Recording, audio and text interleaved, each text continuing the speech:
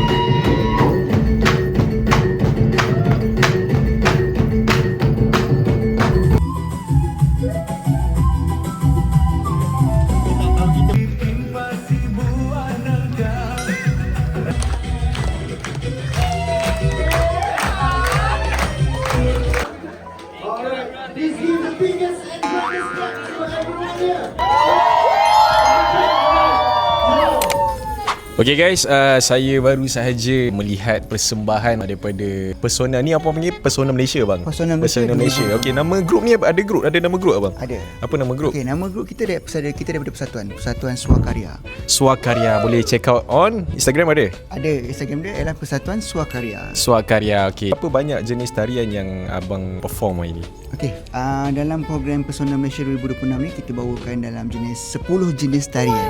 Agak-agak berapa lama ambil masa untuk praktis semua tarian ni bang? Kita ambil masa lebih kurang dalam 3 hari untuk habiskan 10 tarian ni. 10 tarian ni okay. So apa expectation yang abang nak daripada audience untuk Pesona Malaysia kita? Expectation kami as a dancer kat sini, daripada penonton, mereka terhibur dengan persembahan kami dan juga mempelajari dan juga mengetahui tarian-tarian tradisi daripada Malaysia. Expectation kami dekat sini supaya penonton semua terhibur, terutamanya lah dengan persembahan kami sepanjang bulan 5 ni, kan, daripada pagi dan petang, supaya semua rasa puas hati, rasa teringat-ingat. Untuk pengalaman abang menari daripada bila? Pengalaman saya secara personal lebih kurang 30 tahun dalam bidang seni. 30 tahun dalam bidang seni. Seni lah. Okey. Saya kurang sikit. Kurang sikit je berapa tu? 26, 27 macam tu. 26, 27 tahun okey. Alright Fik, kita pun dah habis show dah Fik. Kita memang enjoy dengan semua jenis culture yang ada kat Malaysia, betul tak? Betul.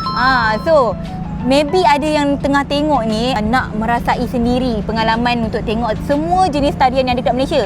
Korang kena datang dekat mana? Dekat Matic Malaysia Tourism Centre bersempena dengan apa? Pesona Malaysia 2026. Guys, hari apa last? 25 hari bulan Mei ini kita ada 2 sesi 11 pagi sampai 12 tengah hari dan juga 3 sehingga 4 petang. Kalau korang nak rasa culture yang ada dekat Malaysia, banyak tarian yang ada dalam pesona Malaysia kita pada tahun ni, korang akan datang pada 25 hari bulan ini. Okey, sampai sini saja konten kita untuk hari ini dan minggu ini kita jumpa di next content yang akan datang. Jangan lupa like, subscribe and share video kita di YouTube Era Avengers. Let's go.